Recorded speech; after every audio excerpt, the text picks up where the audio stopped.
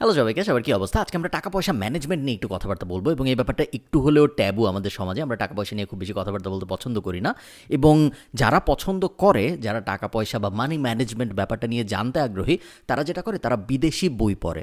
বেশিরভাগ সময় আমাদের বাংলাদেশের মার্কেটে সবচেয়ে জনপ্রিয় ব্যবসা বিষয়ক ইংরেজি বইয়ের নাম হলো rich dad poor dad, Robert কিওসাকির লেখা। বেশ ভালো একটা বই, বাট বইটার প্রবলেম হলো এই বইটা লেখা হয়েছে আমেরিকানদের জন্য। বেশিরভাগ ফাইন্যান্স বই যেগুলো আমরা ইংরেজিতে পড়ি ওগুলো আসলে লেখা হয়েছে আমেরিকান মানুষদের জন্য বা নর্থ আমেরিকান মার্কেটের কথা ভেবে। এই কারণে এই সব বইগুলায় যে স্ট্র্যাটেজিগুলোর কথা বলা হয় ওই স্ট্র্যাটেজিগুলোর বেশিরভাগই আমাদের জন্য অ্যাপ্লিকেবল না। এগুলা ক্রেডিট ড্রিভেন মার্কেটের জন্য লেখা। সো এরা বলতে পারে যে আপনার যখন বয়স 25 তখন আপনি ব্যাংক থেকে একটা মর্টগেজ নিয়ে একটা রিয়েল এস্টেট কিনে ফেলুন, কথার কথা। বা বলতে পারে আপনার ক্রেডিট লিমিট বা ক্রেডিট স্কোর যেন সবসময় ভালো থাকে। বাংলাদেশের মার্কেটে আমরা ওইভাবে কাজকর্ম করি না, আমরা ক্রেডিট কার্ড নেই না, আমরা ওইভাবে মর্টগেজ নিতে পারি না। সো এই যে সাজেশনগুলো দেওয়া হয় সব বইতে, এই সাজেশনগুলোর বেশিরভাগই আমাদের জন্য অ্যাপ্লিকেবল না। মানি ম্যানেজমেন্টের ফার্স্ট লেসনটাই হলো understanding how much your worth per hour এবং অ্যাক্টিং অ্যাকর্ডিংলি। খুব বেসিক ব্যাপার। আমি আপনাদের একটু অঙ্ক বলবো, বাট তেমন কোনো জটিল অঙ্ক বলবো না যেটা আপনি বুঝতে পারছেন না। আপনার মূলত বুঝতে হবে আপনার প্রত্যেক ঘন্টার সময়ের প্রত্যেক ঘন্টার মূল্য আসলে কতটুক, আপনার জীবনের প্রত্যেক 1 ঘন্টার দাম আসলে কতটুক। আমি যদি আপনার জীবন থেকে 1 ঘন্টা কিনতে চাই, আমি কত টাকা দিলে আপনি কমফোর্টেবলি সেই 1 ঘন্টা আমাকে দিয়ে দিতে পারবেন, এই ক্যালকুলেশনটা করতে পারাটা জরুরি। আপনি যদি চাকরি করেন তাহলে আপনার জন্য এই ক্যালকুলেশনটা করা খুব সহজ। আপনি প্রত্যেক মাসে আপনি যত বেতন পান সেই বেতনটা নেবেন, সেই বেতনটাকে প্রথমে 22 দিয়ে ভাগ দিবেন, কারণ আপনি মাসে 22 দিন সাধারণত কাজ করেন। যে নাম্বারটা আপনি পেলেন এই নাম্বারটাকে আপনি আবার 8 দিয়ে ভাগ দিবেন, কারণ আপনি দিনে 8 ঘন্টা কাজ করেন। এখন আপনি যে নাম্বারটা পেলেন ফাইনাল, এটা আপনার প্রত্যেক 1 ঘন্টার ভ্যালু। যারা ফ্রিল্যান্সিং করেন তাদের ক্ষেত্রে ব্যাপারটা একটু কমপ্লিকেটেড, কারণ তারা বিভিন্ন ধরনের কাজ করেন বিভিন্ন ক্লায়েন্টের সাথে। তারা যেটা করবেন, গত 1 বছরে আপনি সবচেয়ে দামি যেই কাজটা করেছেন ওইটা নেবেন, ওই দামি কাজটা করতে আপনার কত সময় লেগেছে এটা দেখবেন, তারপর দামি কাজটা করে আপনি যত টাকা পেয়েছেন ওইটাকে আপনার যত সময় লেগেছে ওটা দিয়ে ভাগ দিবেন। ভাগ দিলে যে ভাগফলটা আপনি পাবেন সেটা আপনার প্রত্যেক 1 ঘন্টার ওয়ার্থ।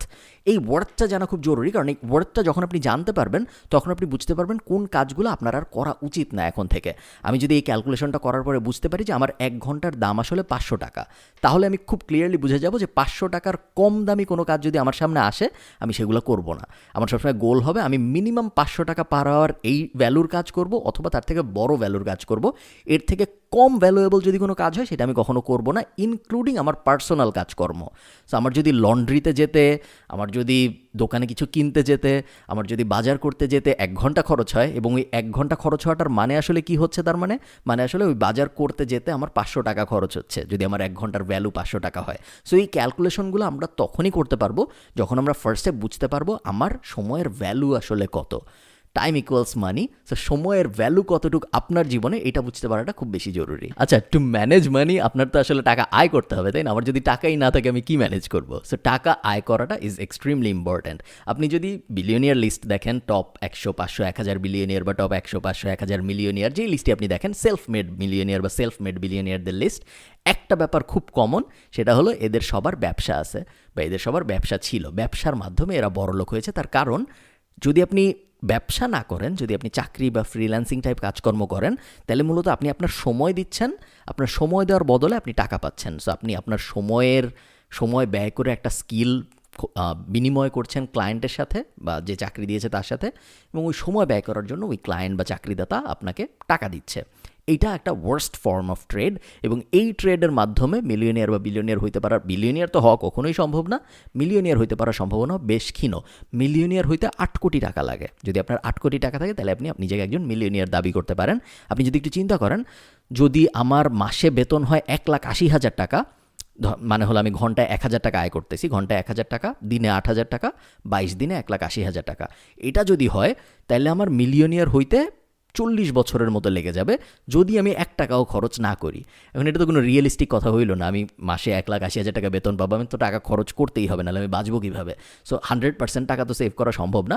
সো আপনি যদি চিন্তা করেন ব্যাপারটা, আসলে চাকরি করে মিলিয়নিয়ার হইতে পারাটা 99% মানুষের ক্ষেত্রেই একটা ইম্পসিবল ব্যাপার, হয়তো 1%-এর ক্ষেত্রে পসিবল। সো আপনার চিন্তা করতে হবে যে চাকরির পাশাপাশি এমন কোনো সাইড হাসেল বা ব্যবসা টাইপ কোনো কিছু আসলেই করা সম্ভব কিনা আপনার বর্তমান অবস্থা থেকে, যেটা আপনাকে একজন মিলিয়নিয়ার হইতে হেল্প করবে। বা মিলিয়নিয়ারই হইতে হবে তা না, আপনাকে আরও বেশি টাকা আয় করতে হেল্প করবে, কারণ বেশি টাকা আয় করতে পারলেই না আপনার টাকা ম্যানেজ করার প্রশ্নটা আসবে। সো ওই যে আমার ফানেলের উপরের দিকের ইনফ্লাক্সটা যদি ভালো না থাকে, তাহলে ভিতরে আমি যাই করি, উপরের থেকে যদি আমার ইনপুটই না আসে, সেক্ষেত্রে তো আর পুরো ব্যাপারটা করে তেমন কোনো লাভ হচ্ছে না। সো এই ব্যাপারটা অবশ্যই আপনি মাথায় রাখবেন। থার্ড পয়েন্টটা ইনভেস্টমেন্ট নিয়ে। বড়লোক হওয়ার জন্য ইনভেস্ট করতে পারাটা জরুরি, এবং ইনভেস্টমেন্ট করার সময় না একটা ব্যাপার সবসময় মাথায় রাখবেন, আমাদের বাংলাদেশে আমরা যেটা দেখি সেটা হলো, কেউ যখন একটা ভয়াবহ হাই রিটার্নের লোভ দেখে, আমরা সবাই ঝাঁপায় পড়ি, বিকজ আমরা অনেক লোভী মানুষ। এই কারণে এই MLM-গুলা বা যারাই বেশি লোভ দেখাচ্ছে আপনাকে টাকা রিটার্ন পাওয়ার বা ডাবল হয়ে যাওয়ার, ওইসব জায়গায় মানুষের লোভটা একটু বেশি থাকে। এবং এই বিষয়ে আমরা অনেক ভিডিও আগেও বানিয়েছি, এবং এটা নিয়ে আমি এখন আর অত জটিল আলাপে যেতে চাচ্ছি না। ফার্স্ট ইনভেস্টমেন্ট আপনার আসলে সবসময় হওয়া উচিত নিজের ওপরে, কারণ নিজেকে আপনার একটা বিজনেস হিসেবে ট্রিট করতে হবে।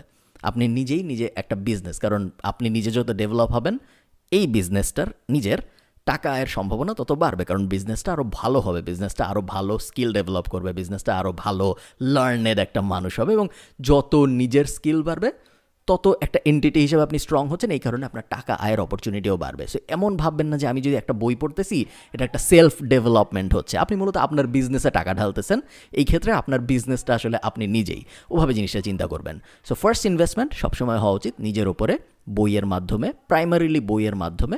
এরপরে কোর্স হতে পারে, অন্যান্য বিভিন্ন জিনিসপত্র হতে পারে, ডিপেন্ডিং অন আপনার ক্রাইটেরিয়া কী বা আপনার ক্যারিয়ারের গোল টোল কী, ওরকম বই সবার জন্য মোটামুটি কমন একটা ভালো ইনভেস্টমেন্ট। বছরে আপনার মিনিমাম 12টা বই পড়া উচিত, নন ফিকশন, যেগুলো আপনাকে ক্যারিয়ারে আগায় যেতে হেল্প করবে। এছাড়া আপনি ফিকশন, মাসুদ রানা টাইপ জিনিসপত্র যত পড়তে চান আপনি পড়তেই পারেন, কোনো সমস্যা নেই। নিজের উপর ইনভেস্ট করা শেষ হইলে সেকেন্ড ইনভেস্টমেন্টটা হবে এমন একটা জায়গায়, যে জায়গাটা আপনাকে 7 থেকে 10% রিটার্ন দেবে প্রত্যেক বছরে।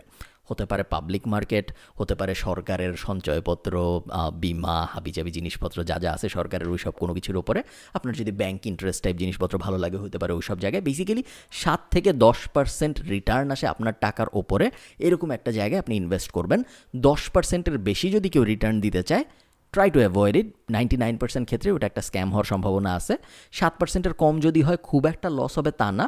ইনফ্লেশন 4 থেকে 7%, সো 7% যদি আপনি বজায় রাখতে পারেন মিনিমাম, সেই ক্ষেত্রে আপনি সেফ থাকছেন। রিটার্ন আপনার যা আসবে চেষ্টা করুন ওইটাও আবার ইনভেস্ট করে ফেলতে, তাহলে আপনি কম্পাউন্ড ইন্টারেস্টের বেনিফিটটা পাওয়া শুরু করবেন। কম্পাউন্ড ইন্টারেস্ট খুব মজার জিনিস। আপনি যদি আজকে 1 টাকা ইনভেস্ট করেন এবং আপনার যদি 10%-এর মতো রিটার্ন আসে, তাহলে 30 বছর পর ওটা 17 টাকা হয়ে যাবে।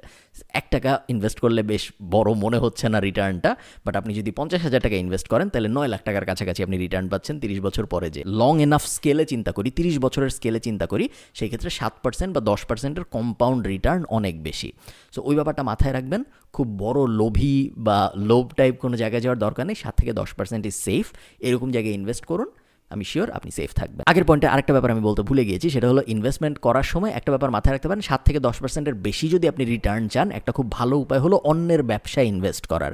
সো আপনার বন্ধু বান্ধব, আত্মীয় স্বজন, পাড়া প্রতিবেশী এমন কোনো মানুষ যদি থাকে যে ব্যবসা শুরু করছে এবং আসলেই একটা লেজিট ব্যবসা শুরু করেছে, আপনি দেখতে পেরেছেন, আন্দাজে আপনাকে কিছু বুঝাই দিছে এরকম না, ভালো একটা ব্যবসা আপনি দেখতে পাচ্ছেন এবং আপনি দেখছেন যে এই ব্যবসাটা যদি আরেকটু ক্যাপিটাল ইনভেস্ট করা হয়, তাহলে ওই ব্যবসাটা গ্রো করার সুযোগ অনেক বেশি। তখন তাদের সাথে যে কথা বলুন, দেখুন তাদের ইনভেস্টমেন্ট দরকার আছে নাকি, ইনভেস্টমেন্টের মাধ্যমে তাদের কোনো হেল্প হবে নাকি। যদি হয়, ওই ইনভেস্টমেন্টগুলোর মাধ্যমে, যেগুলোকে আমরা বলি প্রাইভেট ইনভেস্টমেন্ট, ওই ইনভেস্টমেন্টগুলোর মাধ্যমে আপনি 10 থেকে অনেক বেশি পার্সেন্টের রিটার্ন পেতে পারেন, কখনো কখনো 100, 200, 500% রিটার্নও পেতে পারেন। সো ব্যাপারটাও মাথায় রাখবেন। টাকা জিনিসটার তেমন কোনো ভ্যালু নাই যদি আপনি টাকা দিয়ে কিছু না করেন। টাকার একমাত্র বেনিফিট যদি আপনার কাছে এটাই হয় যে এটা দিয়ে আরও টাকা হবে, তাহলে তো আসলে কোনো লাভ হইলো না। আগেও কাগজ ছিল কিছু, আরও নতুন কিছু কাগজ যুক্ত হইলো জীবনে। এখন তো কাগজও না, আসলে ডিজিটালি যখন হয় তখন আসলে ডিজিটালি হচ্ছে ব্যাপারটা। আগে কিছু নাম্বার ছিল, এখন ওই নাম্বারটার বদলে নতুন একটা নাম্বার আসছে। সো টাকার মূল উদ্দেশ্য কিন্তু আরও টাকা বানানো না। টাকার মূল উদ্দেশ্য হলো টাকার মাধ্যমে আপনার জীবনে যা যা পছন্দ ওই জিনিসগুলো অ্যাচিভ করার চেষ্টা করা। এই বিষয়ে একটা খুব জনপ্রিয় বই আছে, I will teach you to be rich. বইটার নামটা একটু স্ক্যামি, বাট বইটা আসলে বেশ ভালো, রামিত সেঠির বই, এবং এই বইটাও নিউ ইয়র্ক বেস্ট সেলার। যে বইতে উনি মানি ডায়াল নামে একটা কনসেপ্টের কথা বলেছে, যে কোন জিনিসটা আসলে আপনাকে হ্যাপিনেস এনে দেয়, যে জিনিসটার জন্য আপনার খুব বেশি অর্থ খরচ করতে হয় না। অনেকে আছে দেখবেন যে সকালবেলা স্টারবাক্সে যে বা একটা দোকানে যে চা খেতে, আমাদের গলির সামনের দোকানে যে চা খেতে, এবং ওই দিনের খবরাখবর নিয়ে আরও যারা চা খেতে এসেছে তাদের সাথে আলাপ করতে পছন্দ করে। এখন আপনি যদি তাকে বলেন যে প্রত্যেক দিন তুমি 50 টাকা খরচ করতেছো ওই দোকানে, যে প্রত্যেক দিন যদি 50 টাকা খরচ না করতে আমাদের মাসে 1500 টাকা বাঁচতো, এই 1500 টাকার কম্পাউন্ড ইন্টারেস্ট 30 বছর পরে যে হয়তো 10,000 টাকা, সেটা কইরো না। এটা খুব একটা ভালো আইডিয়া না, বিকজ ওইটার মাধ্যমে আপনি একটা হ্যাপিনেস পাচ্ছেন, যে ব্যাপারটা খুব জরুরি।